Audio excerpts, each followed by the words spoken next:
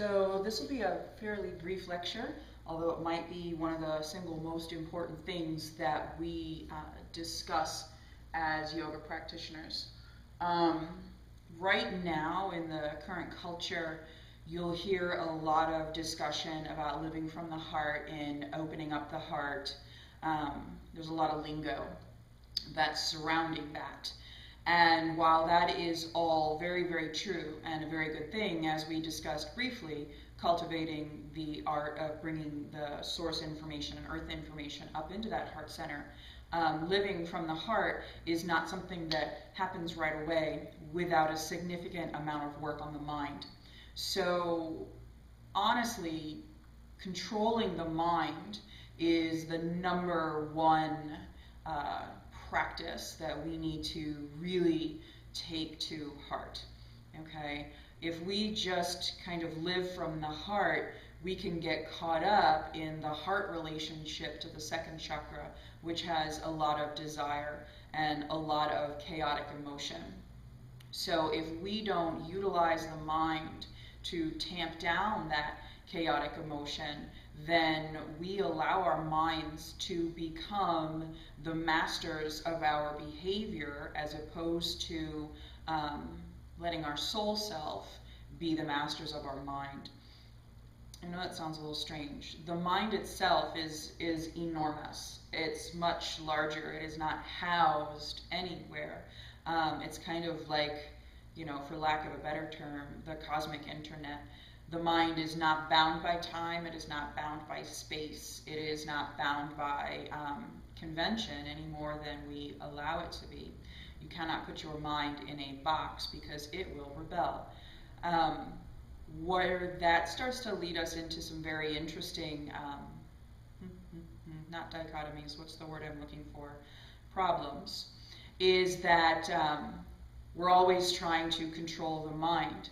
But you can't control the mind. You can only distance yourself from its natural behaviors. And as you distance yourself from its natural set of behaviors, it becomes less in control, right? So it's not about you taking your soul self and imposing new behaviors on the mind. It is about recognizing the authentic behaviors of the mind and the tools that lie within those authentic behaviors, and then choosing from a soul position or a calm, quiet position which tools we're going to utilize for each particular task. As it stands now, with most people who have not undertaken a lifelong spiritual discipline, is that the mind is a toddler. And the mind is a toddler that is, again, beyond time and space. So the mind can wreak all kinds of havoc within the physical being and within the emotional complex simply because it is its nature to be beyond time and space and to take you out into the Wild West for all intents and purposes. So there's an interesting cycle that we experience when we start to examine the mind, where we can generate some space for ourselves to create that quiet soul identity. So, they say, and I love they say, the yogis say that the mind can generate 1,000 thoughts in the blink of an eye. And anybody who has sat down to meditate ever can probably attest to that reality, right? So maybe it isn't 1,000, maybe it's 100, maybe it's 100,000. There's really no way to tell because it's the mind. It's beyond time and space. It's functioning on multiple dimensions all at once. So what we do when we sit down to meditate is we become aware of that cycle and just start to create break spaces in between the natural chain of events. So the mind throws up a thought, right? Boom. That thought, the mind wishes it to be validated. Therefore, the mind reinforces itself and its purpose, right? It's like grooving a record. So the mind throws up a thought. The thought immediately spawns an emotion that is, in reaction to that particular thought. The emotion throws up a hormone response, right? Which then reinforces a physical sensation, which reinforces the emotional sensation, which reinforces the thought. Therefore, once that cycle is complete, the thought is valid. even if the thought's not valid. So if you think about all the times that maybe you've not been in a great mental place, you've failed at something, or you're having a difficult time with something, the thought that will rise up will be one that is naturally discouraging, right? I'm so stupid. Let's just take that one. I'm so stupid. Well, the emotion that rises up after that thought can be, depression, despair, anger, loathing, hatred. There's all kinds of emotions that can rise up in response to a thought of, I'm so stupid. So once you go ahead and throw that emotion onto the board as well, the body has a chemical response to it. And the hormones or the endocrine system starts kicking out everything that makes you feel tired, lethargic. It's a chemical response. So you have a chemical reinforcement of an emotional experience, which is prompted by a mental thought. But the fact of the matter is that 98% of the time, you're actually not stupid. You've made a mistake, you've made an error in judgment, or you didn't have enough information, or you were honestly ignorant, which just means didn't know, right? But not all of that necessarily adds up to I am stupid. Okay? So the mind has this huge capacity to create realities in our experience. And it is our job as the seeker to figure out where we can just broaden the gap between that natural chain of reactions so that we can stop it. I'm so stupid. Give it a minute. And in that space are all of the objections to that statement. I'm not actually stupid. You know what? This happened and that happened and that happened. And it's not necessarily a justification process, but it's just that moment where you snap the chain reaction. And so the reinforcement doesn't happen. And that is the first step in grabbing hold of the mind. And this is one of the reasons why we meditate. In meditation, you are constantly confronting what we call the monkey mind. And the monkey mind is, the mind where all of the thoughts are just bang, bang, bang, bang, bang, bang, bang. And they don't necessarily have any, what we would consider linear relevance. So you can literally be sitting in meditation and a thought will come up and it's valid. I'm cold, and so you can't do anything about it. You're just going to meditate and deal with the cold because you're practicing your tapas, or ability to withstand. And the next thought, hot on its heels, is, I wonder what that funny smell is. And then the next thought, hot on its heels, is, I forgot to get gas in my car. And the next thought, hot on its heels. So the mind is always going to be throwing things at you, right, to figure out what you're going to catch, and then it can start its response, okay? I'm not sure it's healthy to think of the mind as a separate entity from the being, right? But you have to understand that the mind exists on several levels. There's the universal mind, there's the impersonal minds, and then there's the personal minds. And you are filtering all of your experiences through all of these minds. And as you go up and get lighter, there's only one mind, and that's what we call universal mind. And psychologists, Western psychologists, have started to look into universal mind, and that's a really interesting field of study, how we can all have common experiences thousands of miles apart from one another in seemingly completely unrelated circumstances. And that's because the mind is a fraction or a fragment of this universal mind, this cosmic mind, called Chitta, C-H-I-T-T-A. And we talked briefly about Chitta in the previous lecture. So when we sit down to meditate, it isn't taking our will and imposing it on the mind. Shut up, shut up, shut up, shut up, because that's not going to work. Anybody who is a parent or has ever babysat a toddler understands exactly why that won't work. The minute that you say, no, don't do that, what is the first thing that a toddler is going to do? Boom, they're going to go do that exact same thing.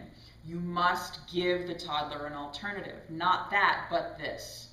Not that, but this. And you treat the mind the same way.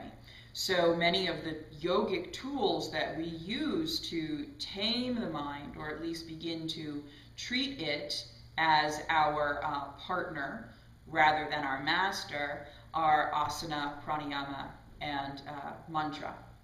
So mantra is an amazing way of telling the mind, no, I'm not going to think about this, I am going to think about that.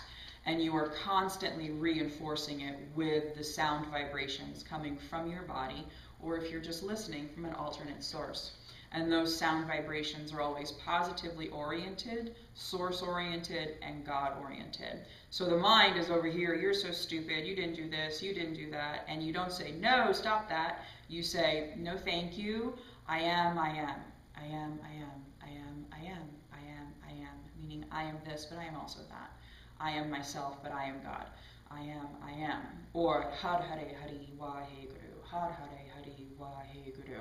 I'm joining into the cosmic flow of divine ecstasy. So you're reinforcing to the mind that, like, I'm not accepting that thought, but I am accepting this thought. So if you want to come with me on that ride, we're good. And then you and the mind start to join forces. Pranayama is a tool that starts to tame the mind by virtue of inspiring biochemical responses in the brain. You start to move into a different wave pattern. I think they call them theta wave patterns. So you actually, manipulate the physical body by breathing in certain patterns. There's alternate nostril breathing, which is very balancing. So if you're feeling like your thoughts are here, there, here, there, here, there, then you choose that, which releases chemicals in the brain to say neither here nor there, but both together here. Okay, so that's very centering and grounding. If your mind feels sluggish and dull and you wish to meditate, you come into any sort of fire breathing or stimulating breathing. And then there's always the long, deep breath, which is your kind of, potatoes and gravy of meditative breathing. What you'll notice is that when you start, you choose your techniques very carefully based on the information that you are receiving from your mental space, right? Some people naturally have very positively oriented thoughts. And when I say that, I don't use positive in the New Age context, which is think positive thoughts. In this yogic context, a positive mind is one that is action-oriented and forward-thinking. So some of us are, and I'm one of these people, are always geared towards, what can I do with this? How can I get there? What can I do with this? How can I make it happen? How can I go forward and roll this? I call it my inner carny, right? Because I'm always trying to make something happen. And some people are more negatively oriented. And again, that's not in the New Age context. In the yogic context, negative mental orientation is when you're in not necessarily fear-based reasoning, but reactive-based reasoning. This happened, and how can it not happen again? This happened, I didn't like it, how does that not happen again? And this happened, how do I avoid that? So you're, trying to react against something, whereas in the positive mind, you're trying to jump over things. So the yogi is always looking to try and neutralize that and come into center, not putting any judgment connotations on either one. Because we all have both of those within us. And meditation is the space in which you sit down and you start to recognize the natural habit patterns of your mental complex. You choose techniques that are going to meet the needs of that mental complex in relationship to your soul need or your dharma duty, right? So for me, I am naturally positively oriented. And when I sit down to meditate, the biggest obstacle to my meditation is that I am always, 17 steps ahead, trying to figure out how I can get something to work the way that I feel that it ought to work. In order for me to neutralize that is not to try and impose negative upon it, but rather to impose some calmness on it so that there's a centered. So I would choose calming breaths. I tend to really enjoy alternate nostril breathing for meditative space. I choose mantras that I find to be very centering as opposed to stimulating. And again, that's not every day. There are times when I want to, take those natural mental positive qualities and hone them or sharpen them because I am working on something quite specific. So instead of allowing that positive mind complex to be here and there and here, we're going to do this, we're going to do that, I'm like, no, I want to do this. And so therefore, I will choose pranayamas, asanas, or mantras that are action-oriented, right? More forward-directed. And so what they're doing is they're adding additional thrust into the natural mental complex and moving forward. Now, all of those examples are based on me, and I have a more, a positive mind orientation. Those who have a negative mind orientation can apply the same techniques, right? So if you were constantly finding that your mind was taking you into reactive thinking, you want to choose brighter meditations, right? Things that kind of add a little light and shine a light on that so that you can see them very clearly, so that the mind isn't constantly firing fear or possibilities at you. You tame it by brightening it. I don't know if that makes any sense, but trust me, that's how you do that. So when you start out, you are constantly kind of learning and negotiating with your mind. But never, ever argue with your mind, right? Because that's the path to like, You recognize what it's doing, and you treat it the way that you would treat a child. Even though the mind is a highly complex and evolved system, you treat it the way you would treat a child, and that's with compassion and discipline and thank you, but. You know, so if you're finding that a same thought pattern is continually throwing itself up at you, then that is something that bears examination. Okay, and if you're finding that this thought pattern is actually not something that is helpful or useful, then you need to say thank you, but, and put it down. Okay, thank you, I hear you, I've received that information, but I'm not going to use it. So you treat your mind the way you would treat an external child. And that is literally what starts to remove its tentacle grip on you. Most of us exist, and even, you know, those of you who are watching this and studying with me have reached a certain level of adeptness, and I will tell you that you are still at the mercy of your mind. Most of us are. And it takes a long time and a lot of concerted effort to recognize when the mind has done this, and then you just need to kind of extract yourself and pull yourself out. And the technique that I had mentioned in the previous lecture, by watching your thoughts on a video screen, right, and throwing out the good ones and putting the useful ones into a bin for later, that's a great technique to train yourself to recognize very quickly when the mind has come in on you. And it happens without warning. Old habits, really hard to break, and even when you think you've broken them, there'll still be residual scars. So that is what we are setting out to do when we begin a yogic practice. And again, so many tools to get into that. One tool that most people don't have, and I'm going to give to you, is the map of the mental complex.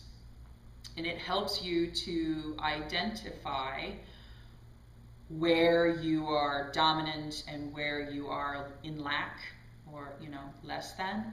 And again, always without judgment. It's just flipping information, right? And making very educated and intellectual decisions about the paths that you take to bring yourself to a neutral space.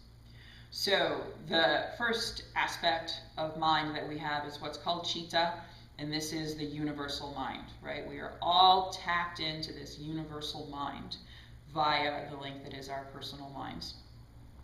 So the universal mind is just kind of, for, you know, study purposes or linear thinking purposes, you can think of it as this kind of amorphous pool, right? It's a substance, universal mind. In order to get down to be something that we can use in our limited state, it has to travel through a series of filters. The first series of filters that the universal mind travels through are what are called the gunas. G-U-N-A-S, the gunas, and there are 3 of them. The gunas represent states of being, not actual things, but states of being. And we can all travel through each of the gunas at any given point in time, experiencing that state of being. So the first guna is tamas, T-A-M-A-S. And tamas is inert or slow. So a rock is experiencing tamas. It is experiencing that tamasic state. Those days that you can't get out of bed and you just want to lay around and eat potato chips all day, that is a tamasic state of being. And so don't get into the habit of thinking of tamasic as negative. It is simply a state of being. And you would not be able to have alternate states of being if you did not have tamas. Okay, so tamasic state of being, slow and inert. The second state of being, or the second guna, is rajas, R-A-J-A-S, and that is fast, fiery, and active. Okay, so an example of a rajasic food would be chili peppers, right? A rajasic yoga practice would be Bikram yoga. Rajasic state of being in, let's say, nature would be forest fires. So that is any state of being that is hyper-stimulated. So you can think of tamas and rajas as existing on opposite sides of a spectrum. Okay?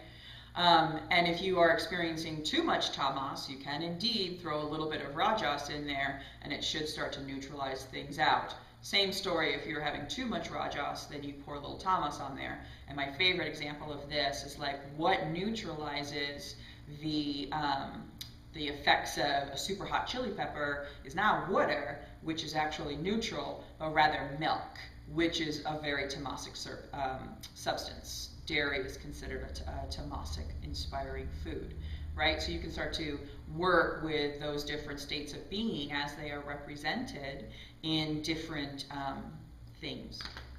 stuff. Okay, and the third state of being is where we are actually all trying to go, and it's called sattva, S-A-T-T-V-A, sattva. Sattva is light, airy, and angelic. So, is it an evolved state of being? Not necessarily, but it is the point where you have assimilated the alternate states of being, right? You've done tamasic, done rajasic, and you've assimilated those into sattvic, which is very light. Sattvic foods would be nuts and fruits and vegetables. When you meditate, hopefully, once you're at an adept level, you're in a sattvic state of being. Those people who are always very neutral, very comfortable, very easy to be around are generally sattvic beings. And so we have these three states of being, tamas, rajas, and sattva, and the cosmic mind filters down through them and then hits the next layer, which are called the impersonal minds. So when chitta mixes with tamas, it generates the first impersonal mind, which is called manas, M-A-N-A-S, manas. And this impersonal mind is focused on action-reaction. This happens, I do this, boom, boom. That's it. There's no extended thought in the manas mind. It is action-reaction. And again, it's super important that we don't lay our cultural connotation on top of that. It's like action-reaction is bad. Well, no. Action-reaction is what allows us to respond in emergency situations. It's often that gut feeling that gets us to act on something, and I'm going to say that appropriate time, not like when somebody hits you and you punch them in the face and you're like, oops, sorry. But if you're in real threat, right, and you react in a way that gets you away from that, that's your manas mind. So it has its values, and just like everything else, it can be used negatively or positively, okay? So chitta mixes with tamas, which gives us manas, the first impersonal mind, which is action-reaction. When chitta mixes with rajas, the active and fiery state of being, we get what's called ahankar, A-H-A-N-G-K-A-R. And this is intellect, okay? Oh, my notes again. Intellect that optimizes our experience. So again, optimize, organize, categorize. How am I going to use this, get it done, where does it fit? Okay, so ahankar is where we take the information that we're receiving, we kind of pick it up and turn it around and decide what this is going to do, right?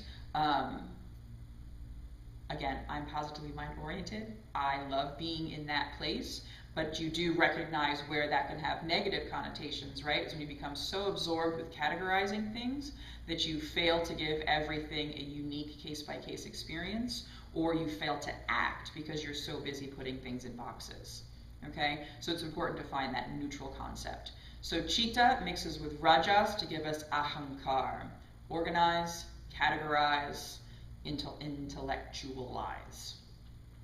Okay, when chitta mixes with sattva, you end up with what's called buddhi, B-U-D-D-H-I, and that is one's ability to discern the truth from a neutral position. Okay, so the three impersonal minds are manas, ahankar, and buddhi. And when I say discern the truth, again, that is taking in all of the information from manas and from ahankar. Just as when you reach a sattvic state, you've assimilated rajas and tamas. So these more neutral states of mind are where we're trying to head, not that they're elevated or that they have greater purpose, but in the end, they really are an easier place to be because you have a broader spectrum of vision. Okay?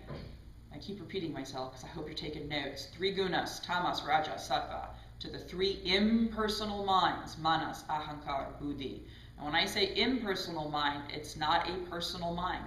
These are things that are available to you and you tap in, but they are not associated with your personality whatsoever. Okay? So then what we have is that chitta filters through tamas, filters through manas, and comes into the first personal mind. This is you, with your personality and with all your shit, okay? Forgive me, but that's the case. So your mind now comes down through tamas, manas, and becomes the negative mind. As we spoke briefly, the negative mind is protection-based out of fear-based reasoning. This happened to me before, and therefore the actions that I need to take are A, B, C, D, and E to ensure that it never happens again.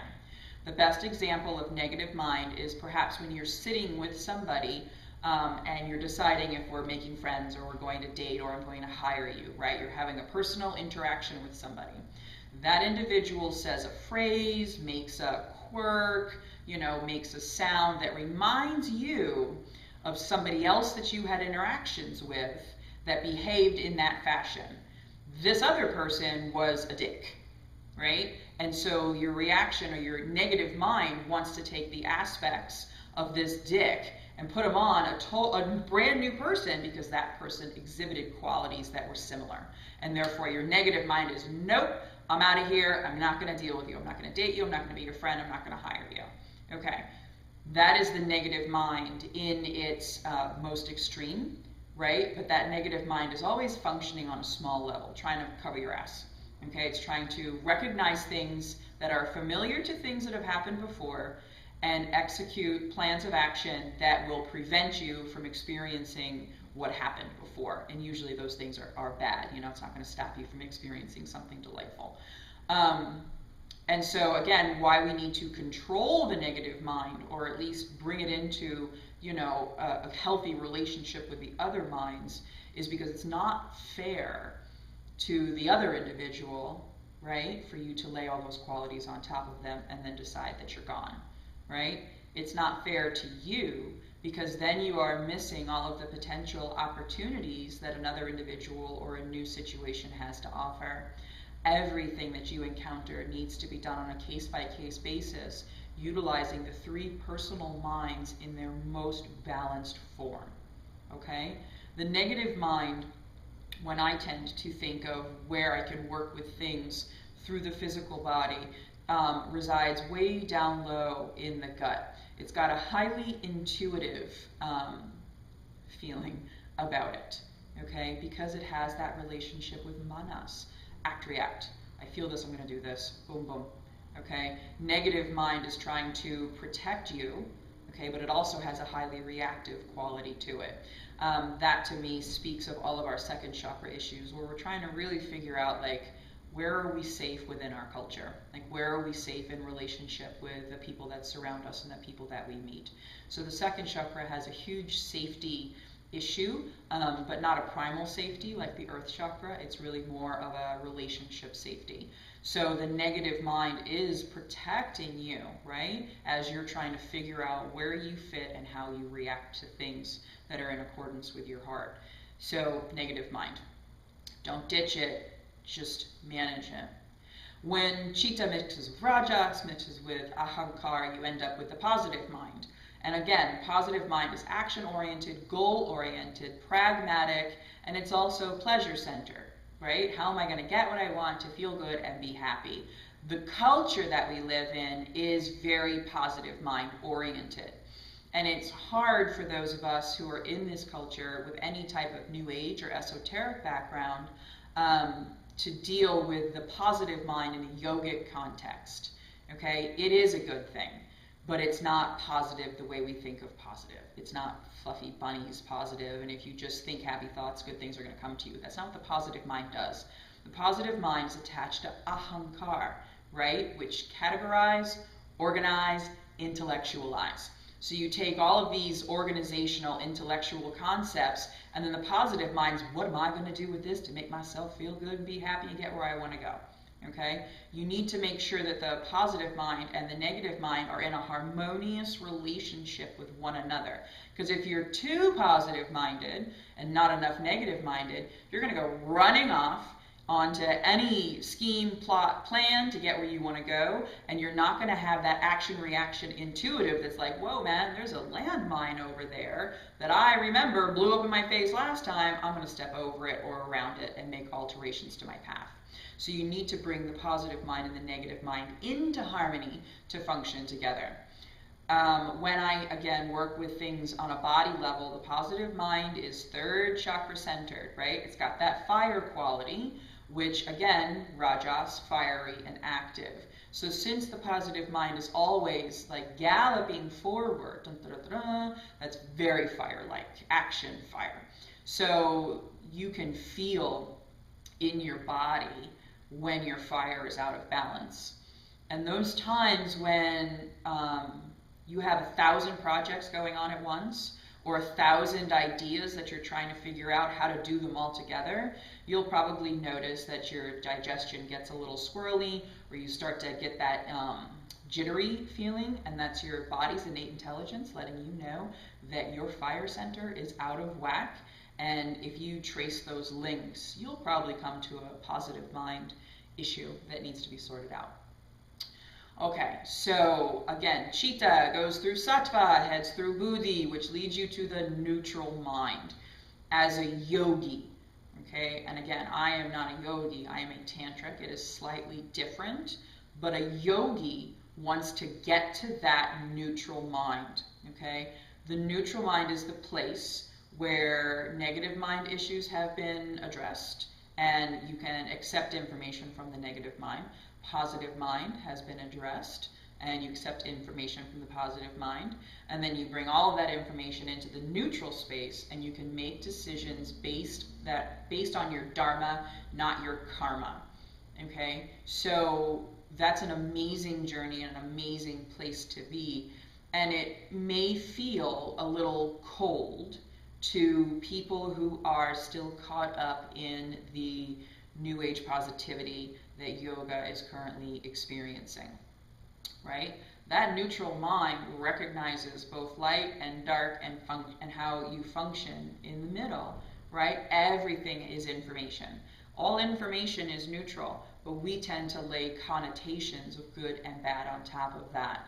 The yogis and me, the tantric, don't do that, right? You may receive information that feels negative or feels bad, and you want to lay this is bad on top of it, but you've got to come from that neutral space where you recognize that this is just information.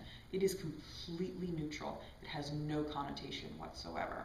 You take that information, filter it through positive mind, negative mind, bring it into the neutral mind, and then you can understand what you're going to do with that information, or how you're going to, use that information to make a decision that is based on your highest calling and your highest purpose, which is your dharma, D-H-A-R-M-A, dharma, okay?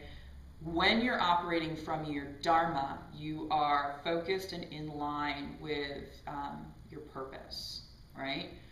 Many people are still acting out of their karma, K-A-R-M-A. And I'm not talking about the little karma where it's like, you do something mean and you get, a rock falls on your head. Like that's action-reaction karma, which exists in a very real capacity. I'm talking about the big karma, those lessons that you came into life to master and achieve, and you either achieve them and, let them go, or you continue to skip over them, avoid them, don't do them, and then the lesson just keeps getting bigger and bigger and bigger and bigger and bigger. And when you have this giant monster that's like sitting on your back, chewing on your ear, you're more likely to make imbalanced decisions either out of fear or out of a need to avoid negative mind, positive mind, rather than just handling that shit, coming into your neutral space, and then once that monkey is gone, then you can see, I'm here to do this, and it's very clear how I have to do that.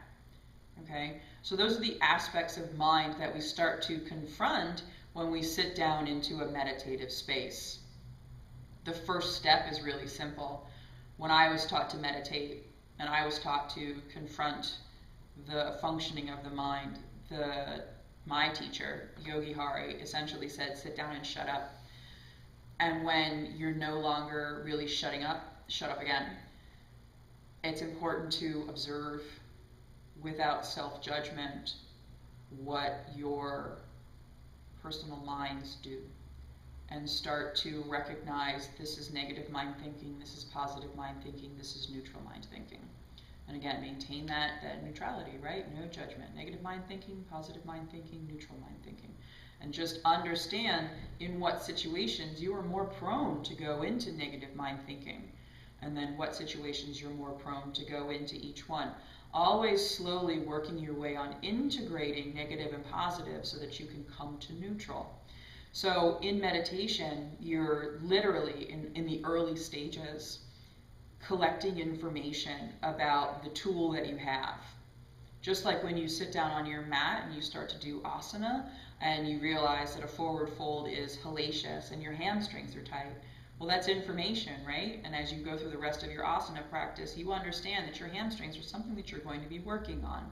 Just as when you sit down in your early meditations, you realize that your negative mind proclivity is something that you're going to be working on. Okay? So please don't fall into this myth that you're supposed to sit down and meditate and instantly drop into that, dharana state, right? Dhyana, dharana. When you're all the way up there, everything's great. Yeah, man, you're getting there, but there are so many paths and things that you need to learn and understand before you can get there.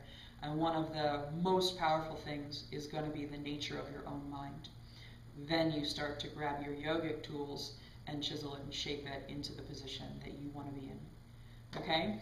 So that's the very basic understanding of the mind map, the mental complex map. I hope you took good notes. If not, I can get you a handout. Namaste. Have a gorgeous day.